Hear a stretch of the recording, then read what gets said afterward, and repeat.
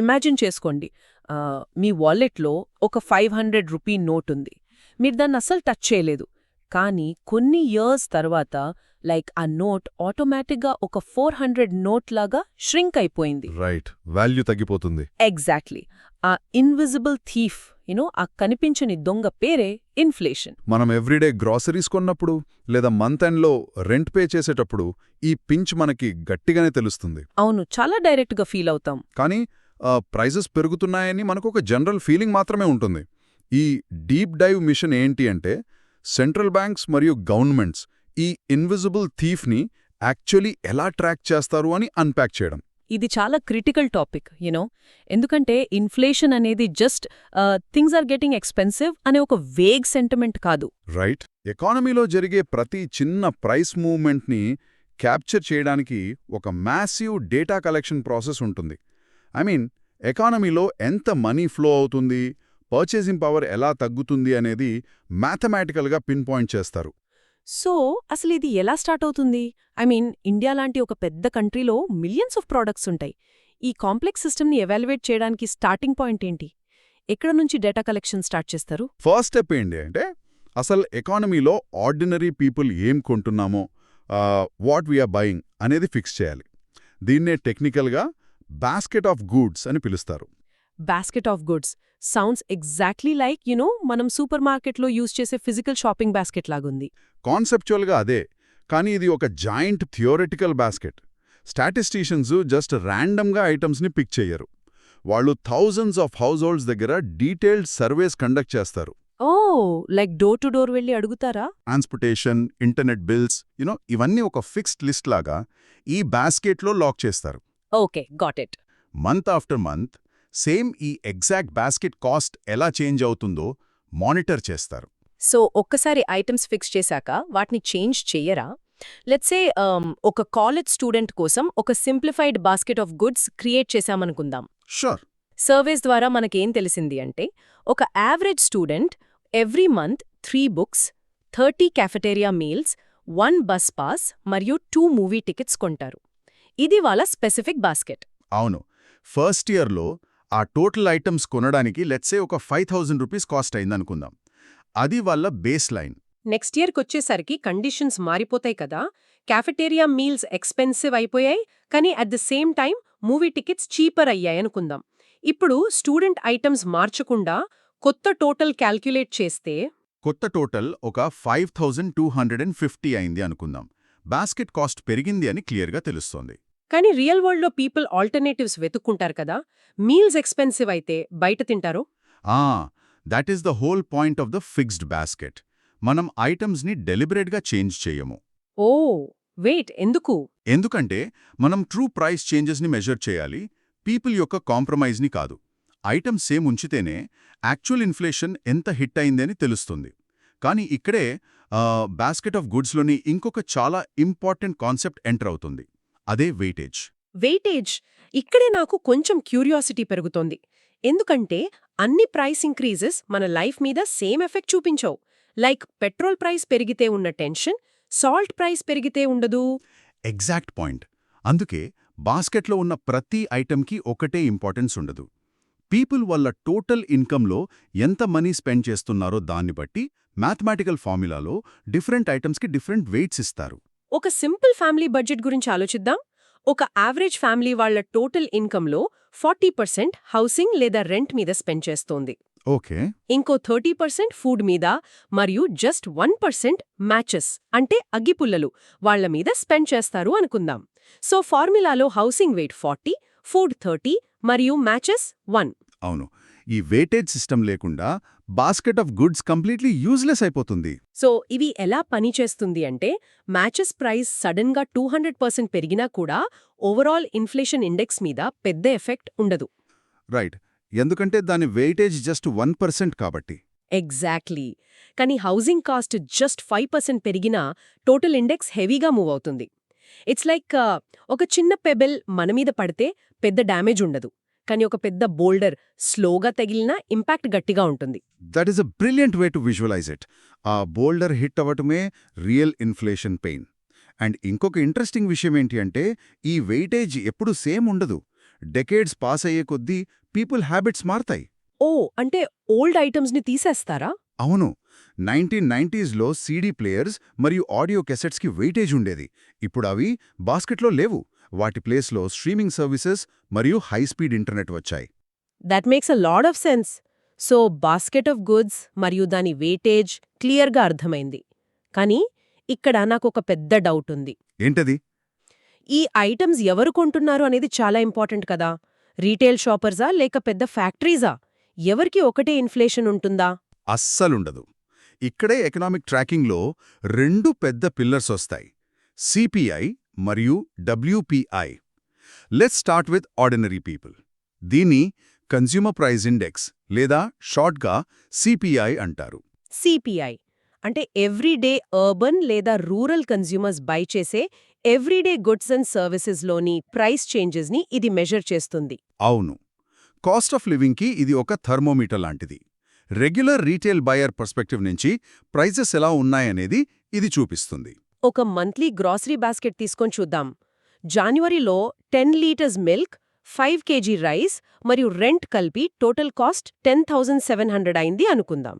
Okay, keep going. Next జాన్యువరిలో అదే exact milk, అదే rice, అదే రెంట్ చెక్ చేస్తే కొత్త టోటల్ 11,275కి వెళ్ళింది. సో బిల్లో ఈ ఎక్స్ట్రా అమౌంట్ పెరిగింది చూసారా? దాట్ ఈస్ రఫ్లీ a 5.37% increase in CPI. Perfect summary. మీరు ఎక్స్ట్రా ఏమీ కొనలేదు, కానీ మీరు 5% ఎక్స్ట్రా పే చేస్తున్నారు జస్ట్ సర్వైవ్ అవ్వడానికి. కానీ సప్లై చైన్లో ఇంకొక పెద్ద స్టెప్ ఉంటుంది: హోల్సేల్ లెవెల్. దాన్ని ట్రాక్ చేసేదే డబ్ల్యూపీఐ, అంటే wholesale price index. Wholesale level అంటే raw materials, basic metals, manufacturing inputs ఇవి అన్నమాట. ఆర్డినరీ షాపర్ దీంట్లో ఇన్వాల్వ్ అవ్వరు. ఎగ్జాక్ట్లీ.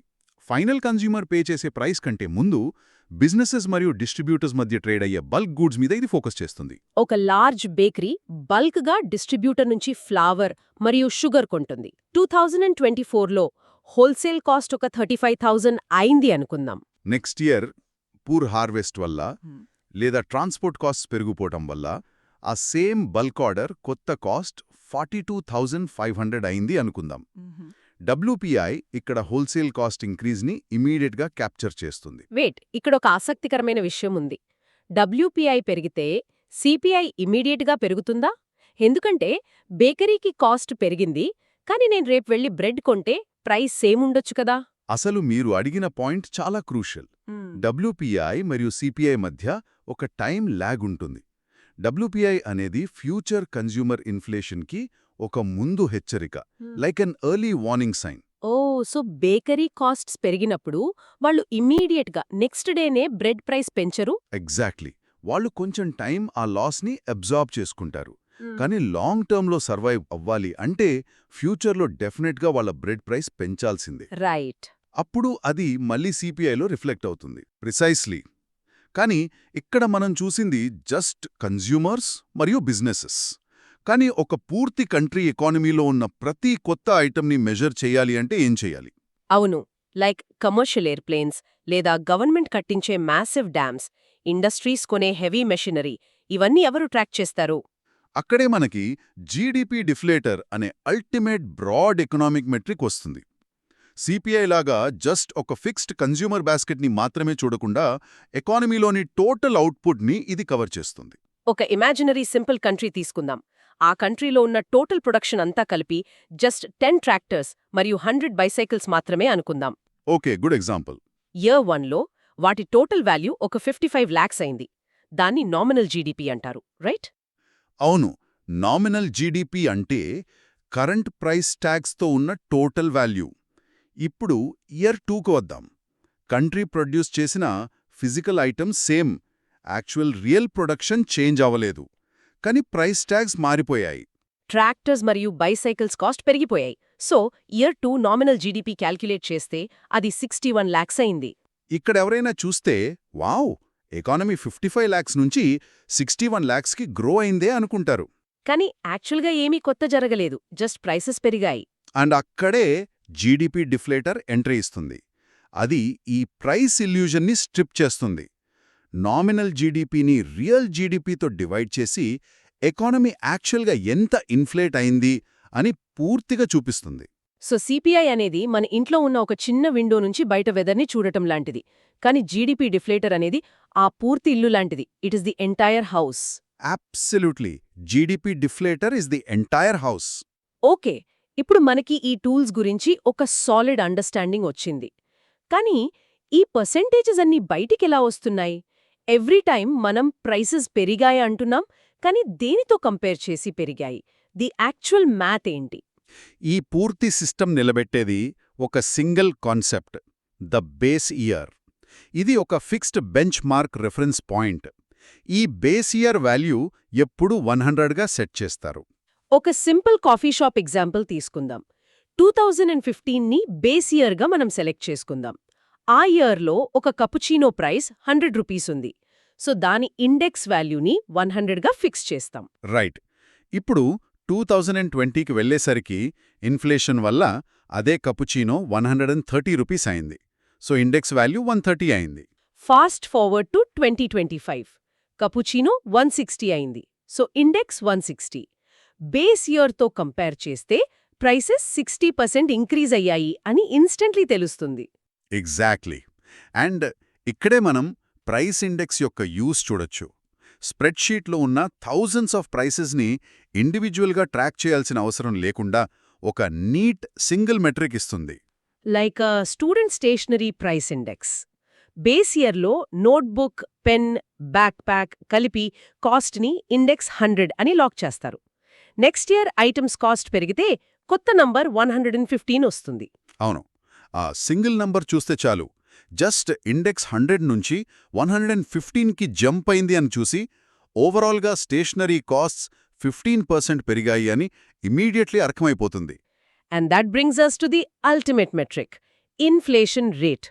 ఈ ఇండెక్స్ నంబర్స్ ఎంత ఫాస్ట్గా పెరుగుతున్నాయి అనే పర్సెంటేజే inflation rate, right? Yes. Index ఒక ఇయర్లో 150 నుంచి 159కి వెళ్తే దాట్స్ అ 6% జంప్. కానీ ఇది జస్ట్ మ్యాథ్ కాదు.